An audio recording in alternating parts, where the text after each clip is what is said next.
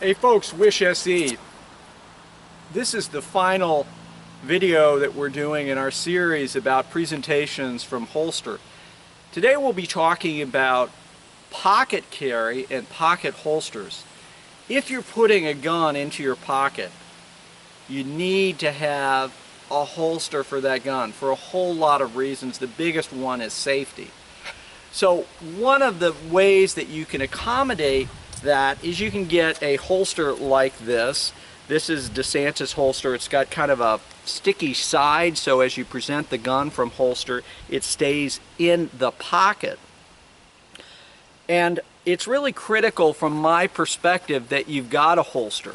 The other thing that's super important is when we're presenting a gun, after we've made the presentation, we're going to remove the holster and put the gun back into the holster outside of the pocket.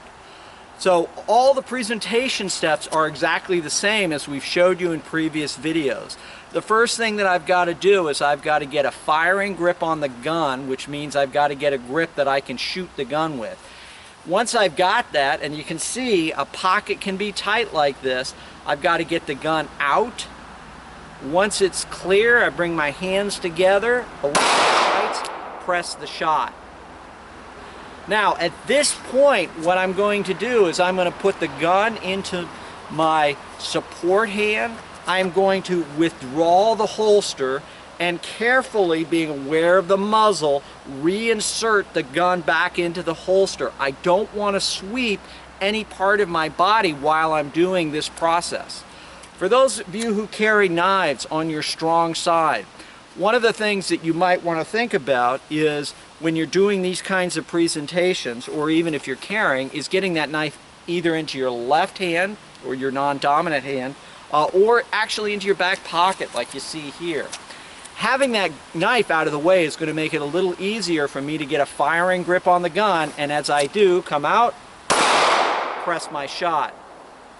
Again, before I stick the gun back into the holster, I'm withdrawing the holster from my pocket very carefully. I'm not sweeping myself as I reinsert the gun into the holster itself. This presentation is much slower than a typical strong-sided belt holster that would just come right out in about a second, right? We can get the gun into action very quickly. This is the type of holster that's going to require me to get the gun out and then align my sight, as rudimentary as they are, still get my sights on the target, looking over the sights and making sure I can see the target out there. So really that's what it looks like. If you're going to use this type of carry, practice this a ton without any ammunition in the gun. So practice it dry. That's really, really essential. The next thing I'm going to show you guys is we'll do a demonstration of carrying this type of gun in condition 3. Unloaded chamber, loaded magazine. There's some advantages to that, some disadvantages to that. I'm not going to tell you to do one or the other, but I do want to show you what that presentation would look like as we cycle the action to put a round into the chamber. Let's take a look at that right now. Alright, so in this case what I have is I have the gun in condition 3, loaded magazine, nothing in the chamber. So here, the one additional step as we do the presentation, get a firing grip on the gun comes out, finger straight, I'm simply going to cycle the slide. The time that it takes to do that is very, very short in duration. And some people say, well, there's a potential risk of doing that, I won't have time, what if my hand was wrapped up, all those kinds of things. Well, there's all kinds of things that you can do to prepare yourself for that type of situation.